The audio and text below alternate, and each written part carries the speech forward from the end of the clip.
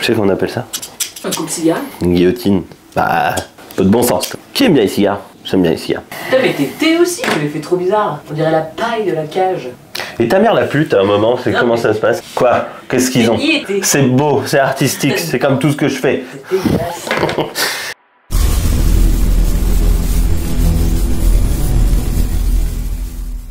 Ok les mecs, aujourd'hui nouvelle vidéo pour ce Noël, une vidéo assez pas forcément compliquée mais qui va grandement vous aider à encore une fois comprendre certaines choses. Comme j'ai fait un réel cette semaine sur les conflits anatomiques, je trouvais que ça avait du sens de vous montrer un petit peu plus, de façon un petit peu plus précise pour que vous compreniez encore une fois l'importance de vous analyser. Alors évidemment on va regarder ça dans les grandes lignes, on va surtout faire cuisses, pecs et dos. Tout ce qui est épaules et bras évidemment ça a son importance aussi, mais c'est un petit peu moins compliqué, donc je vous fais le compliqué, comme ça c'est direct plus intéressant. Alors le premier, les pecos. Alors évidemment lorsque vous faites les pecs, hein, encore une fois, c'est vos épaules, vos triceps et évidemment vos pecs qui interviennent. Donc on va revenir sur la base de la base, c'est-à-dire que vos conflits anatomiques, pour bien que vous compreniez tous, c'est que vos muscles sont toujours en compétition. Ok, si vous avez un muscle un peu plus faible, forcément c'est l'autre qui est à côté qui va prendre leur lait. C'est ça les conflits anatomiques. Et lorsque vous êtes débutant, vous pouvez plus ou moins déjà prévoir ce qui va se passer. Évidemment parfois on a certaines surprises, mais c'est quand même assez rare. Souvent votre anatomie va vous donner déjà les grandes lignes de savoir comment vous allez être foutu. Vous pourrez déjà déterminer ce qui va bien aller et ce qui va moins bien marcher. Donc je vais vous montrer un petit peu sur les pecs tout ce que vous pouvez plus ou moins avoir comme conflit, même si encore une fois c'est assez compliqué. On s'entend, il y a beaucoup de choses à savoir. Alors je sais pas, en fait je pars comme ça, mais si ça se trouve ça va durer 10 minutes sur les pecs parce que tout simplement je sais pas dans quoi je vais m'embarquer, jusqu'où je vais aller. Donc voilà, c'est parti. Donc évidemment ce qui intervient lorsque vous faites vos pecs, du moins ce qui va jouer un rôle évidemment, c'est la longueur de vos clavicules, la longueur de vos humérus, la longueur de vos avant-bras et la taille de votre cage. Et en fait à partir de là, et évidemment à moindre mesure, mais quand même, ce sera évidemment la longueur de buste. Alors j'écris comme un cochon, parce que voilà, je vais essayer de vous schématiser ça assez rapidement pour que vous compreniez toutes les possibilités que vous pouviez avoir. Donc très simple, comme d'hab, à l'habitude. Une clavicule, forcément, vous avez votre trapèze, votre clave, votre acromion. Vous avez plusieurs possibilités évidemment. Vous avez la possibilité d'avoir des clavicules droites et longues. Vous avez la possibilité d'avoir les clavicules courtes, droites. Vous pouvez les avoir longues mais en biais. Et évidemment la pire c'est de les avoir courtes et en biais. Mine de rien ça va influer en fait sur la taille de votre faisceau claviculaire, et ça va aussi influer sur la taille de votre pectoral. Évidemment lorsque vous avez les clavicules qui sont relativement longues, forcément que votre pec il est déjà vachement plus grand. Évidemment là encore une fois ce sera beaucoup plus court. La particularité de ça c'est que bien souvent ces gens là auront le faisceau claviculaire qui sera bien plus grand que cela.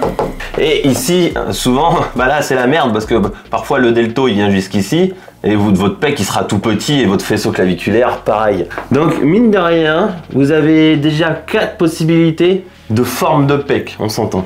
Par la suite, vous verrez parfois, c'est plus dans ce cas-là, encore une fois, c'est mon cas d'ailleurs, dans ce cas-là aussi, mais c'est un peu plus rare, mais parfois je vous le mets ici pour que vous voyez bien. On parle du faisceau claviculaire, mais vous pourrez carrément en avoir 2. Ça joue mine de rien, et lorsque vous en avez 2 comme ça, bien souvent ça vient voilà, au milieu de pec. Hein, j'ai encore vu un mec comme ça sur Insta il y a pas longtemps, et mine de rien, votre faisceau claviculaire, c'est la moitié de votre pec. Donc déjà, il va falloir être malin pour se dire ok, le haut de pec, si je veux être bombé de partout, mon faisceau claviculaire il aura une grande importance. Là où parfois votre faisceau claviculaire vous en aurez quasiment pas, hein. il sera là, et s'il y aura un creux ce sera votre delto. Donc voilà, encore une fois je rends pas le truc plus précis encore parce que sinon je vais vous perdre puis ce sera trop long, mais déjà rien qu'avec votre longueur de clavicule, il y a beaucoup de choses à savoir, et il y a beaucoup de choses forcément que tout aura une incidence sur le choix de vos exercices. Encore une fois, si vous n'avez pas de faisceau claviculaire ou qu'il est tout petit,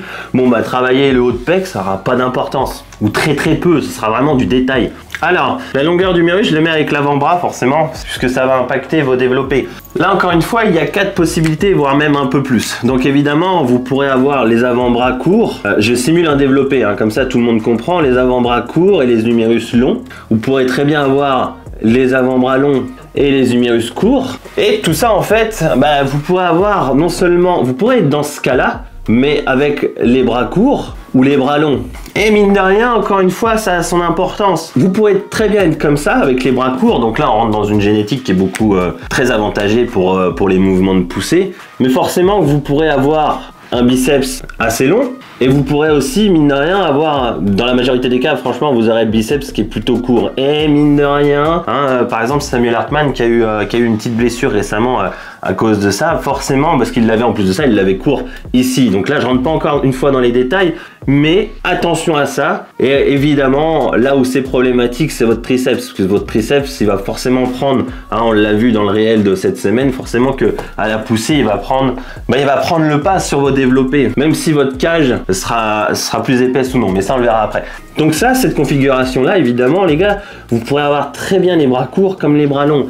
Et la même chose ici, franchement, ici c'est souvent le pire pour avoir des pecs, c'est con, mais bien qu'ici vous serez très fort à la poussée, mais ici vous serez plus avantagé parce que forcément l'étirement sera plus facile à avoir. Mais encore une fois, c'est lié à votre épaisseur de cage. Donc ici, forcément, vous pourrez avoir les triceps qui prennent le pas. Et puis évidemment, on n'a pas parlé, mais il y a aussi votre épaule qui est là. Et forcément que lorsque vous êtes ici, mine de rien, vous avez un humérus long, forcément le muscle le plus prêt à faire le pivot, c'est votre épaule. Donc le plus souvent, lorsque vous avez les humérus longs, c'est l'épaule qui prend. Donc déjà, ça fait déjà beaucoup de conflits. Mais pas seulement, vous allez voir, il y a autre chose aussi qu'on oublie tout le temps. Vous avez votre clavicule, ok? Acromion, les côtes, super, nickel. Votre épaule, votre humérus. Jusqu'à là, tout va bien.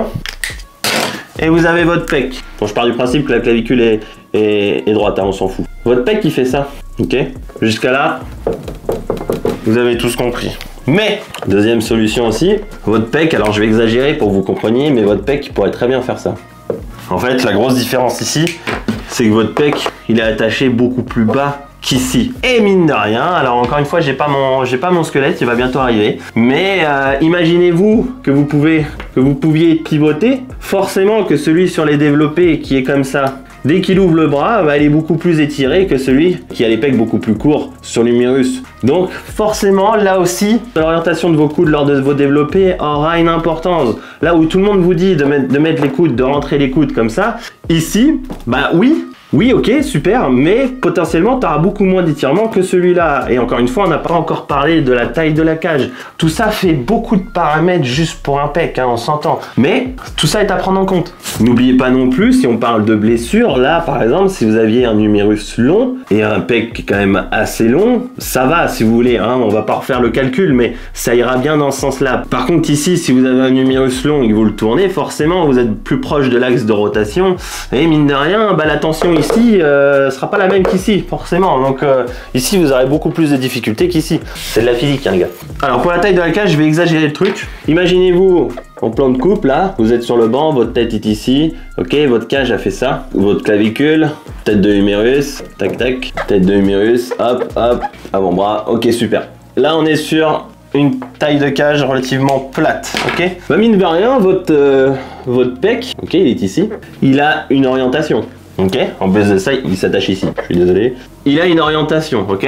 Donc là, forcément, dans ce cas de figure-là, si vous descendez votre humérus, admettons ici, tout de suite, vous êtes vachement plus étiré, ok? Par contre, si vous êtes sur une taille de cage épaisse, j'exagère, mais vous avez compris, clavicule, humérus, avant-bras, mine de rien, votre pec ici, il a une inclinaison qui est beaucoup plus basse que la première, ici on est plus comme ça. Et le problème ici, c'est que forcément lorsque vous avez une grosse cage et les avant-bras plutôt courts, votre étirement il est quand même peu important. Donc il va falloir descendre vachement plus bas. Le problème c'est que vous pouvez pas, parce que par exemple sur vos développés barres, votre barre elle est posée sur vos pecs, donc forcément vous êtes niqué. Donc encore une fois, il va falloir adapter. Forcément qu'un développé barre sera pas forcément mieux. Un incliné aura peut-être plus d'importance. Et encore, on n'a pas pris la taille de ça en compte. Parce qu'il y a des variantes, évidemment. Vous n'avez pas tous une grosse cage et forcément un humérus long et un avant-bras court. Mais encore une fois, vous voyez que ça, ce sont des choses toutes bêtes. mais qui ont leur importance. Prends le coup du bombé là, ok, vous avez votre humérus, tac tac, super, ok. On parlait tout à l'heure des humérus longs avec la cage qui est, enfin votre pec qui est comme ça, ok, super.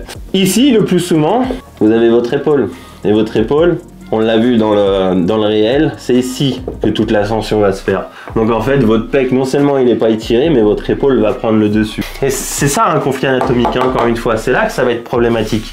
Et quelque chose que le monde oublie, c'est évidemment la taille de votre buste. Je schématise encore une fois, hein, m'en voulez pas pour mes super dessins. D'ailleurs, en parlant de ça, on va bientôt déménager, on aura bientôt un nouveau support, ça va avoir de la gueule, ça va être génial. Vos pecs et évidemment le buste beaucoup plus long, tac tac, voilà.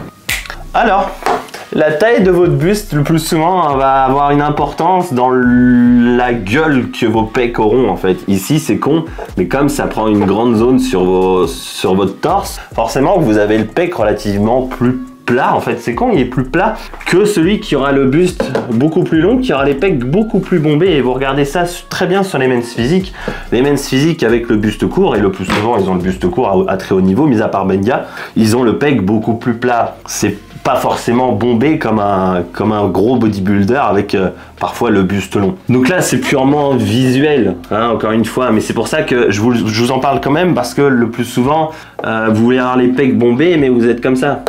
C'est mon cas, hein. Tous les bustes courts en général on a les pecs moins bombés que celui qui aura le buste long. Hein, encore une fois, c'est vraiment purement visuel. Donc parfois ça n'arrive pas, mais dans la majorité des cas, vous aurez un muscle plus plat. Deuxième partie, on passe au dos et vous allez voir, c'est encore plus compliqué.